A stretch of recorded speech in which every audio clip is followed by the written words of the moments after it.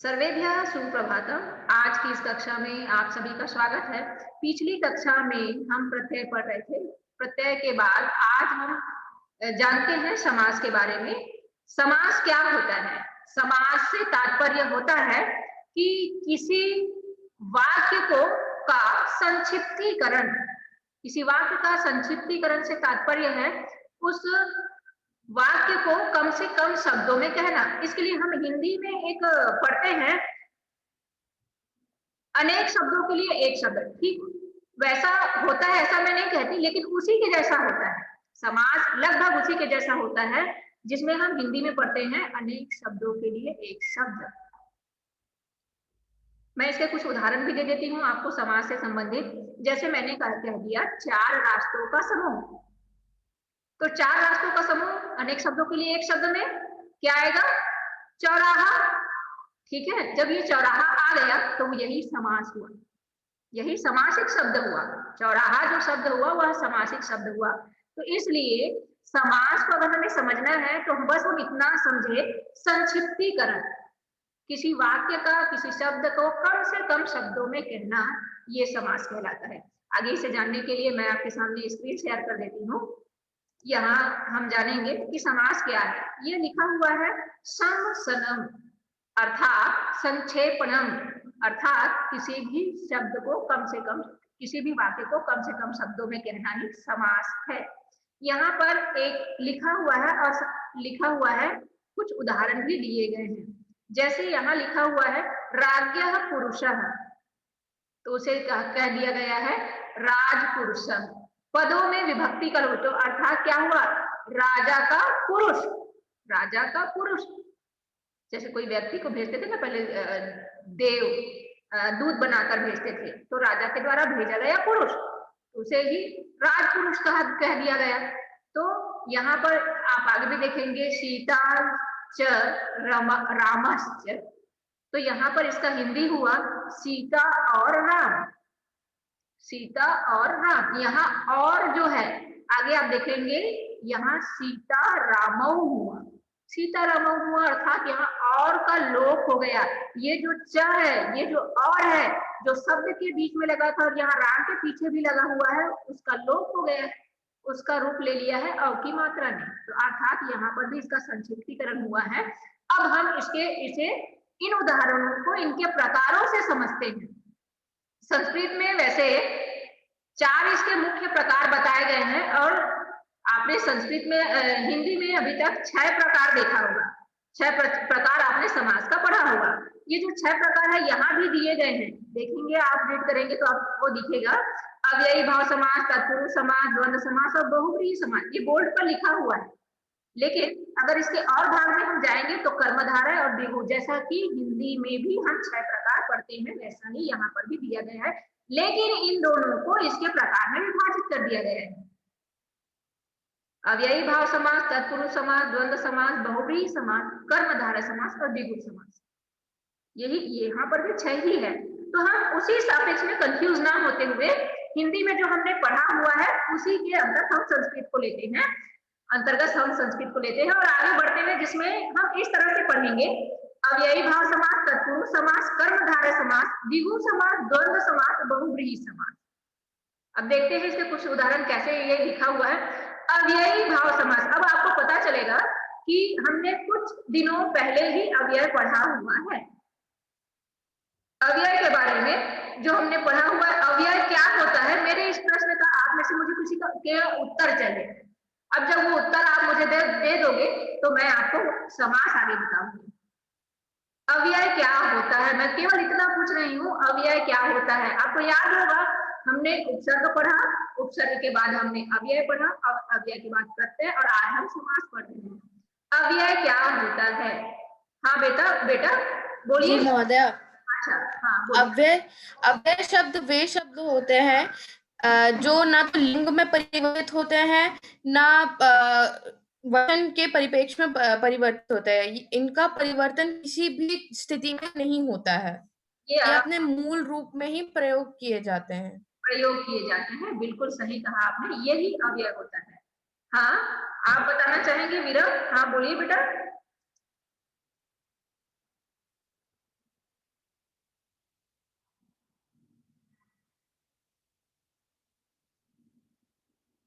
अच्छा चलिए, लगता है नंदिका से सही आंसर मिल गया, इसलिए अच्छी बात है। बिल्कुल सही कहा आपने कि अव्यय वही होता है जो अपने आप में स्वतंत्र। इसके लिए मैं और आगे नहीं बोलना चाहूंगी। तो अव्ययी भाव समास, अब इस अव्यय को हम समास से संबंधित कर देंगे, संबंध बना लेंगे। कैसे कि ऐसे शब्द जो अव्यय प्रधान होता है वो अव्ययी भाव समास में आता है। ऐसे शब्द जो अव्यय प्रधान होता है, जैसे इसमें उदाहरण दिया गया है। अव्यय क्या होता है, जो अब आपको ये समझना होगा कि कौन ऐसे शब्द हैं जो परिवर्तित नहीं होते हैं। इसके लिए जो हमने अव्यय रीड किया था, शब्द रीड किए थे, उसको हमें जानना होगा। देखिए यहाँ लिखा है, पहला पद अव्यय होने के साथ ही साथ प्रधान होता है। बस इतना याद रखिए, पहला पद अव्यय होने के साथ ही साथ प्रधान भी होता है, मुख्य होता है, उसी के बारे में बात की जाती है। यथाशक्तिम, तो शक्ति तो है, लेकिन कैसी है वो शक्ति? यथाशक्ति, अर्थात शक्ति के अनुसार। अब इसका हिंदी में हुआ शक्ति के अनुसार, तो अनुसार जो शब्द है वह कभी परिवर्तित नहीं होता है। तो यथा जो शब्द है वही क्या हुआ? वही अव्यय शब्द हुआ। इसलिए शक्ति अनतिक्रम्य, अर्थात शक्ति के अनुसार हुआ। तो ये जो यथा शब्द है वही क्या हुआ? अव्यय हुआ, इसलिए ये अव्ययी भाव समास है। निर्विघ्नम, यहाँ आपको याद आया होगा, निर है ना, निर जो शब्द है हमने उसको अव्यय में पढ़ा हुआ था, तो निर अपने आप में स्पष्ट है। उपगंगम, उप जो शब्द है वह अव्यय में आता है, तो गंगम आगे दिया गया है। अनुरूपम, अनु, ये इस तरह से, ये क्या है, सामने जितना भी आप देखेंगे उसमें क्या दिख रहा है आपको? सामने का जो शब्द है वो अव्यय प्रधान है, इसलिए ये अव्ययी भाव समास है। ठीक, तो अब इसके विच्छेद दिए गए हैं, प्रति, प्रत्येकम, एकम, एकम इति। इसको आपको ध्यान में रखना पड़ेगा, ये आपको ध्यान में रखना पड़ेगा, लेकिन आप पहचान इस तरह से सकते हैं। प्रति गृहम, गृहम, गृहम इति। निर्मक्षिकम, मक्षिकाणाम अभाव, उपनदम, नद्याम समीपम। तो इस तरह से ये चीजें दी गई हैं। ठीक है बेटा, आगे हम देखते हैं। मैंने हर में पीछे वाला शब्द पहले आया है, हर में। वो तो उसको समासिक शब्द बनाने में आया बेटा, लेकिन अगर आप यहाँ देखेंगे सामने, है ना, तो इसमें अव्यय प्रधान हुआ, वो तो उसको समास विग्रह किया गया है, ये तो विग्रहित शब्द है, इसलिए वो पीछे आया है। अब यहाँ पर इसका मैंने हिंदी करना है, जैसे अनुरूपम करता है शब्द।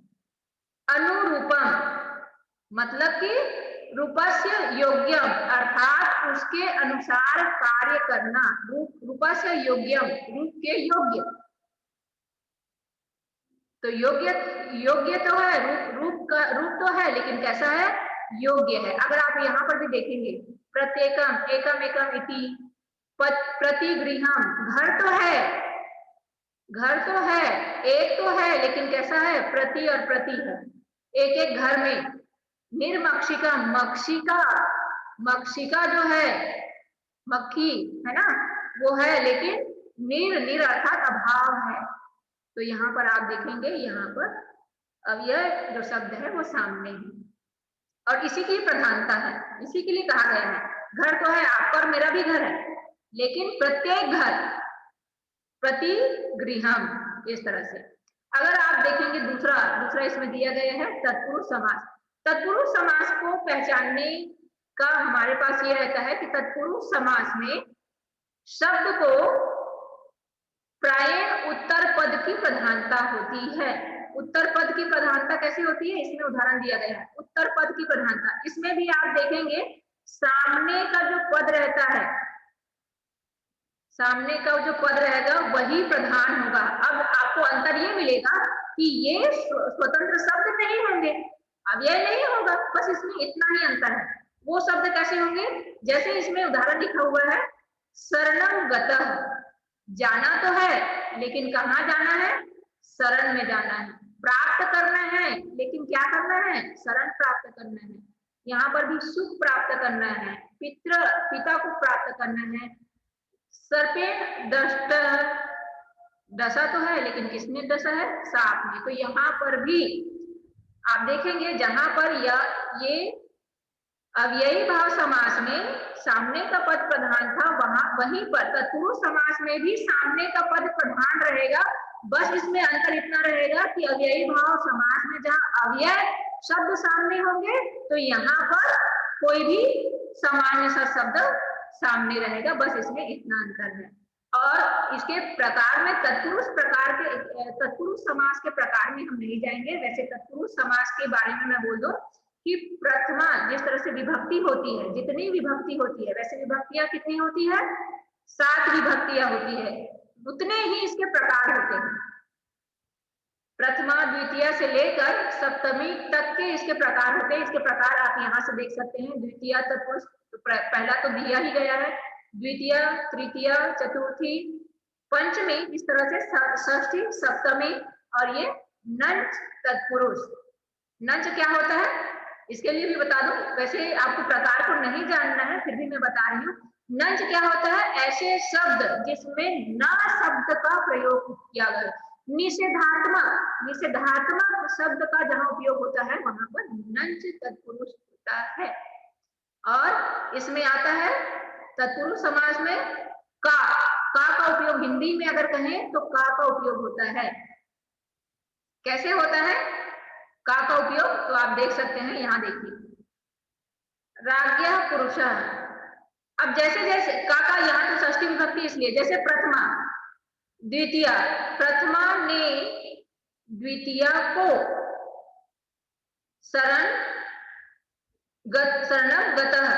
शरणागतः, शरण में जाना, शरण प्राप्तः। इसी तरह से आप यहाँ पर जान सकते हैं कि शब्द प्रधान होते हैं, सामने का शब्द प्रधान होता है और पीछे जो शब्द रहता है वो उसको सहायक बनाता है। और तत्पुरुष समास में उत्तर पद प्रधान होता है। इसमें बस ये केवल इतना अंतर कि प्रति जो शब्द अव्ययी भाव समास में अव्यय प्रधान होता है और तत्पुरुष समास में विभक्ति का प्रयोग होने के साथ साथ प्रथम पद जो है वह प्रधान होता है। बस इसमें इतना ही। और इसके कितने प्रकार हैं? इसके 8 प्रकार हैं, जो प्रथम से लेकर नंच तत्पुरुष तक होता है। नंच तत्पुरुष में क्या होता है? न, अभाव अर्थात निषेध शब्दों का उपयोग होता है। न धार्मिक, अधार्मिक, न सुखम, असुखम, न आदि, अनादि, न सत्यम, असत्य। और भी इसके प्रकार, ये आगे प्रकार है, हम इसमें आगे और नहीं जाएंगे। तो इतना हुआ। तीसरा, हाँ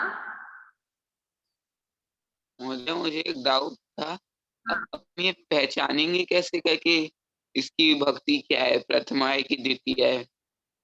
आपने कारक रचना पढ़ा हुआ है पिछली कक्षा में, 9th में पढ़ा हुआ? हाँ, कौन कौन से कारक हैं? आप मुझे नाम बताइए।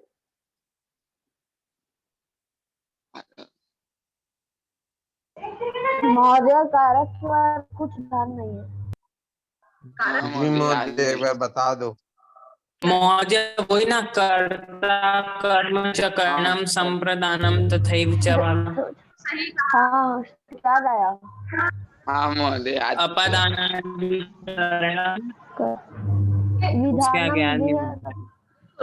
नरेंद्र महोदय हमको श्लोक के माध्यम से कुछ समझाए। सब लोग एक साथ बोलोगे तो मैं कैसे समझूंगी बेटा, है ना? तो मैं आपको इसका थोड़ा सा, वैसे एक डाउट था महोदय, अव्यय भाव समास जब हम पढ़ रहे थे तो उसमें उप जो अव्ययी है उसको महोदय उसका असली अर्थ क्या है, उसका मूल रूप में उसका क्या अर्थ है? क्योंकि अगर हम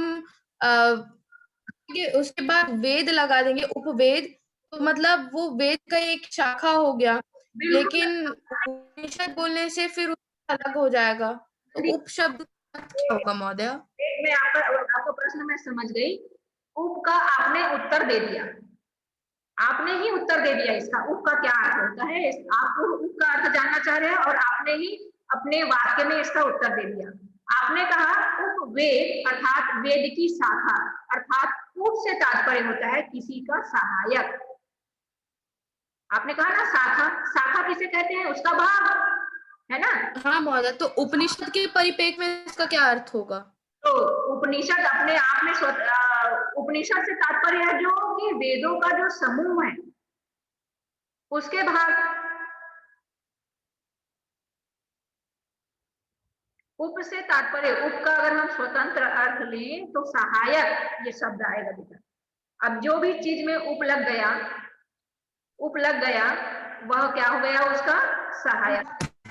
कैसे हो गया, ये कुछ अर्थ हम समझ लेते हैं। महोदय ये भी सुना है जी हाँ बोलिए।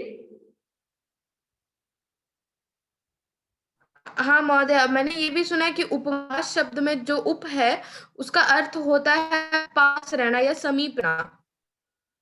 आपकी आवाज ना बेटा मुझे क्लियर नहीं आ रही है, कट भी रहा है, पता नहीं ऐसा क्या हो रहा है, कनेक्शन ठीक नहीं आ रहा है।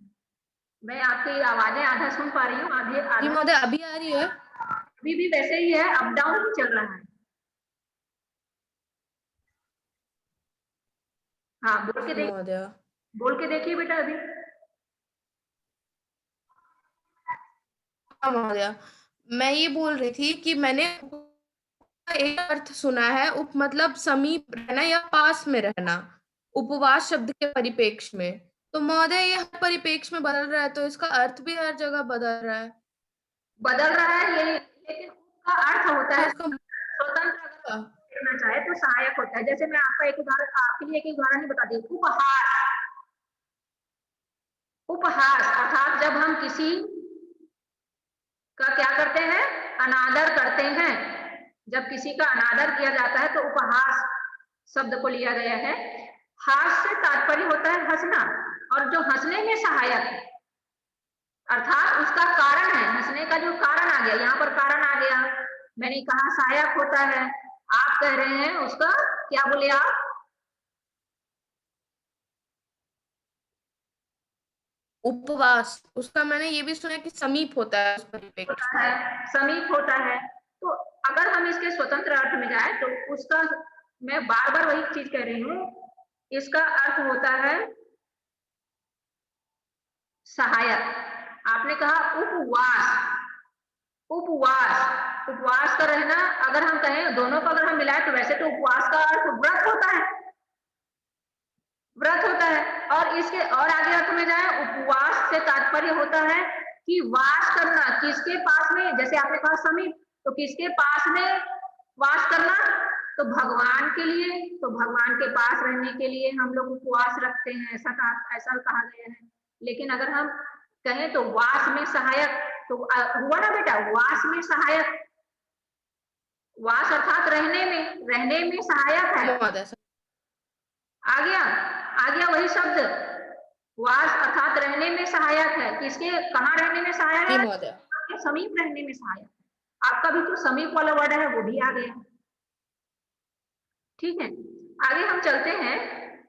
और बेटा वैसे भी आपके मेरा डाउट था, क्या है, अगर जैसे अपन को भूत बलि दे दिया और अपन को बोला समास विग्रह करो, बेटा तो हमें ये अपन को पता कैसे चलेगा? पता नहीं मुझे क्या, ये कहाँ से क्या हो रहा है, अभी भी आपकी आवाज ना मुझे क्लियर नहीं आ रही, जैसे नंदिका की कट रही थी। महोदय शायद आप ही का नेटवर्क कनेक्शन थोड़ा वीक है, क्योंकि हर्षित की आवाज एकदम क्लियर आ रही है। यस मैम, सबकी आवाज क्लियर आ रही है, आपका भी को अच्छा, दिव्यांश महोदय को पूछना करके भूत बलि का समास विग्रह। दिव्यांश जी महोदय, आपकी ना आवाज मुझे सुनाई दे रही है, अगर आपको हर्षित की आवाज सुनाई दे रही है तो उसके प्रश्न को आप बताएं। हाँ बोल भाई हर्षित। महोदय जैसे भूत बलि का समास विग्रह करने बोल दिया, तो अपन को पता कैसे चलेगा करके ये चौथी विभक्ति में आता है। भूत बलि महोदय, भूत बलि का समास विग्रह। अभी मैं समझ गई, तो इसके लिए हम आगे करते हैं बेटा। अभी हमारे पास और प्रकार बचे हुए हैं ना, तो आपने आगे वाले का प्रश्न कर दिया है, जब वहां हम जाएंगे मैं आपके प्रश्न का जवाब दूंगी। ठीक है, ये इसको समझेंगे कैसे, जब हमें पहले 6 प्रकार को हम देख लेते हैं और उसके बाद मैं बताऊंगी कि आपको समझना कैसे है। समझना मैं नहीं बताऊंगी, आप पढ़ते पढ़ते समझ जाओगे कि समझते कैसे। अभी तो हमने दो ही पढ़ा है, एक में तो पहले मैंने स्पष्ट किया, अभ्यास आपको सामने दिखेगा। दूसरे में स्पष्ट किया है कि एक मूल शब्द जो है, सॉरी, एक स्वतंत्र जो शब्द है वो आपके सामने रहेगा, पद रहेगा। अब तीसरे प्रकार में आते हैं, तीसरे को हम समझेंगे कैसे यहाँ पर भी, क्योंकि ये हमें कर्मधारय समास को समझते हैं। कर्मधारय समास क्या होता है? ये विशेषण और विशेष्य प्रधान होता है, बस इतना समझते हैं, बस इतना। विशेषण और विशेष्य प्रधान होता है क्या? कर्मधारय समास। कैसे होता है ये हम उदाहरण से देख लेते हैं। यहाँ लिखा हुआ है नीलम उत्पलम। नीलम उत्पलम अर्थात कमल। कमल जो है कैसा है? नीला है, तो उसका रंग जो है वो नीला है, ये उसकी विशेषता हुई, इसलिए यहाँ पर ये कर्मधारय समास हुआ। इसमें लिखा हुआ है पूर्व पद विशेषण होता है, उत्तर पद विशेष्य होता है। दूसरा इसका प्रकार दिया गया है, पूर्व पद उपमान होता है, उत्तर पद में उपमेय होता है, और दोनों पद तीसरे में विशेषण होता है। इसके उदाहरण देख लेते हैं, बस एक एक उदाहरण मैं बता रही हूँ, देखिए। नीलम उत्पलम अर्थात नील कमल, अर्थात कमल जो है वो नीला है, तो नीला रंग होना उसकी विशेषता है, इसलिए ये कर्मधारय समास हुआ। घन इव श्याम, इसमें हमेशा इव लगा रहेगा, इसको भी पहचानने का यही रहे कि इसमें इव लगा रहेगा, तो घन श्याम, तो अर्थात श्याम कैसा है? घन के समान है। घन किसे कहा गया है? मेघा। तो श्याम का रंग मेघा की तरह काले हैं, ऐसा इसमें बताया गया है। आगे इसमें देखते हैं शीतम च उष्णम अर्थात शीतोष्णम। शीतोष्णम में क्या बताया गया है? शीत और उष्ण के बारे में बताया गया है कि शीत के विपरीत जो रहता है वो उष्ण रहता है। रक्तश्च पीतः, रक्त को पीने वाला। तो आदव सुप्तः जो हमेशा से सोते आया है, और पश्चुत्थितः अर्थात सुप्तोत्थितः अर्थात जो सोया हुआ है। तो यहाँ पर कर्मधारय महोदय समझ नहीं आ रहा है। कर्मधारय में हमें इन दोनों को जानने की आवश्यकता नहीं है, इन दोनों को जानने की आवश्यकता नहीं है, वो आगे का है। अच्छा, ये तीसरा नहीं समझ में आ रहा है आपको? पहला क्लियर हुआ? पहले में क्या बताया जा रहा है? विशेषण और विशेष्य प्रधान होगा, अर्थात किसी गुण की विशेषता बताई जाएगी। जैसे बलवान लड़का, मैं हिंदी में कह रही हूँ, बलवान लड़का, वह लड़का है ठीक है, लेकिन उसकी विशेषता क्या है? उसकी विशेषता हुई बलवान, ये उसकी विशेषता हुई ना। लड़का है ठीक है, लेकिन कैसा है? बलवान है। अभी आप देखेंगे इसी तरह से विशालः वृक्षः, वृक्ष है लेकिन कैसा है? विशाल। तो ये क्या हुआ? कर्मधारय समास हुआ। फल है लेकिन कैसा है? मीठा है, मीठा, इसलिए ये कटु भी होगा तो कटु फलम भी होगा। तो यहाँ पर भी आएगा कि फल तो है लेकिन कैसा है? कड़वा है, तो ये भी इसकी विशेषता हुई। ज्येष्ठ पुत्र, बेटा है, कैसा बेटा है? बड़ा बेटा है, इसलिए बड़ा बेटा। कुत्सित राजा अर्थात कुराजा, बेकार। हाँ बिल्कुल, राजा तो है लेकिन अयोग्य है। पुरुष तो है लेकिन कैसा है? सुंदर। तो इस तरह से आप देखेंगे कि किसी के लिए जो बोला जा रहा है उसकी विशेषता बताई जाएगी, चाहे अच्छे में हो चाहे बुरे में। महोदय जैसे हो सकता है काला कहूँ, बिल्कुल हो सकता है। महोदय जैसे आखिरी वाले में लिखा है महान च असौ, इसकी जगह महोदय असौ राजा लिखेगा तो हम कैसे समझेंगे कि महाराजा होगा? असौ राजा मतलब लिखा होगा तो के समान महान च असौ राजा अर्थात महान राजा के समान, महान राजा के समान। तो महाराजा यहाँ पर स्पष्ट हो रहा है, राजा तो है लेकिन कैसा राजा है? महान राजा है, अर्थात सभी राजाओं में। महोदय अगर महान नहीं लिखा, सिर्फ असौ राजा लिखा हुआ होगा तो समान राजा हो जाएगा। किसी चीज की विशेषता ही बता रहा है। समान जब हो गया तो हमें असौ लगाने की क्या जरूरत है? हम तो केवल राजा बस कहेंगे तो भी चलेगा। है ना। अगर हम यहाँ कहें किसी का नाम लिख दें जी महोदया, तब हम कंपेयर करेंगे, अर्थात मतलब यहाँ पर किसी के साथ उसको बताया जा रहा है, उसकी गुण, उसकी क्वालिटी बताई जा रही है, तो इसलिए ये कर्मधारय समास हुआ। बस ये आपको समझना है, ये आपको समझ में आया। वो तो मैंने इसके प्रकार जिस तरह से तत्पुरुष समास के लिए बता रहा हूँ ऐसा करके बता रही थी, इसलिए इसमें भी जा रही थी, जो कि आपको चीजें ये स्पष्ट हुआ। ये पहला वाला। दूसरे वाले में बताया जा रहा है बेटा, दूसरे वाले को समझ जाइए, तीसरे को मत समझना, ठीक है।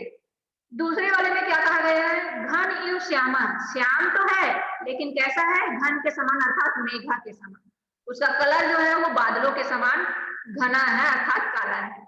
मुख तो है लेकिन कैसा है, कमल के समान मुख, कमल के समान, हाँ उसके समान मुख है, लेकिन कैसे है, चंद्रमा के समान, चंद्र के समान, सिंह तो है लेकिन कैसा सिंह है, नर सिंह है, नर के समान, मादा नहीं है, नर है कहा जाता है, इसलिए नर सिंह, ठीक है।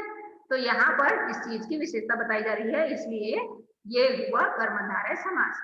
अब दिगु और द्वंद, दिगु और द्वंद को समझने में, तीन आपने समझ लिया, दिगु और द्वंद मैं बोलती हूँ आप 2 मिनट में समझ जाओगे, अगर मैं बिना उदाहरण आपको ऐसे ही बता रही हूँ, सुनिए आप मेरी बात। दिगु, दिगु में एक चीज पहचान होती है, उसकी संख्या होता है, जैसे 1 2 5 6 8 10 12 15 18 कुछ भी रहेगा, संख्या जहां हुई मतलब वो द्विगु समास है, द्विगु समास, बिल्कुल। और मैं आगे उदाहरण बताऊंगी अभी। द्वंद, द्वंद में आपको समझ जाना है जहां 2 शब्द 3 शब्द कितने भी शब्द हो और उन शब्द के पीछे में चा लगा रहेगा अर्थात और लगा रहेगा, और जहां लगा रहेगा वो द्वंद समास होगा। कैसे होगा, इन दो चीजों को ध्यान में रखकर हम आगे उदाहरण देखते हैं। द्विगु में संख्या रहेगा, द्वंद में और रहेगा, बस इतना देखिए। द्विगु समास आगे हम नहीं जाते हैं, ये मैं अभी नहीं पढ़ा रही, लेकिन देख लीजिए संख्यावाची हो द्विगु समास। यहाँ देखिए, सप्तानाम, पंचानाम, त्रयानाम, पंचानाम, चतुर्नाम, ये सब क्या है, संख्या है। सप्त पंच त्रि पंच चतुर संख्या है, अर्थात संख्या के बारे में अब देख लेते हैं। Good morning, ma'am. Good morning, ma'am. Good morning ma'am. I am fine, ma'am. How are you? Fine ma'am, मैं अच्छी हूँ मैम। Ma'am, congratulations. ये सब बधाइयाँ बहू के लिए, बेटी आई घर पे। सॉरी मैम, बेटी आई है, मैंने सारी देखे FB पे, बड़ा अच्छा लगा। मैंने कहा भी मैम बिजी होंगे, थोड़ा फ्री हो जाएंगे फिर मैं, सॉरी मैम। अब तो सब, हाँ जी जी जी, अच्छे से सब हो गया। They were looking as a couple, they were looking so cute. Thank you. Lots of blessings to Adik sir and बिटिया, मेरा regards दीजिएगा सर को जरूर, ओके मैम। मैं बस उसी लिए बोला जी, थैंक यू मैम। सब ठीक चल रहा है। अभी तो मैडम 10th का भी दूर हो गया ना, फिर अप्रैल तक होगा, अप्रैल तक ही होगा। बस वही प्री बोर्ड्स करवा रहे हैं अभी पूरा चालू कर दिए, हाँ सब जगह भी हो रहा है अभी वो सब बदल गया ना मैडम, क्वेश्चन पैटर्न ही बदल गया। जी आपकी आवाज कट रही है।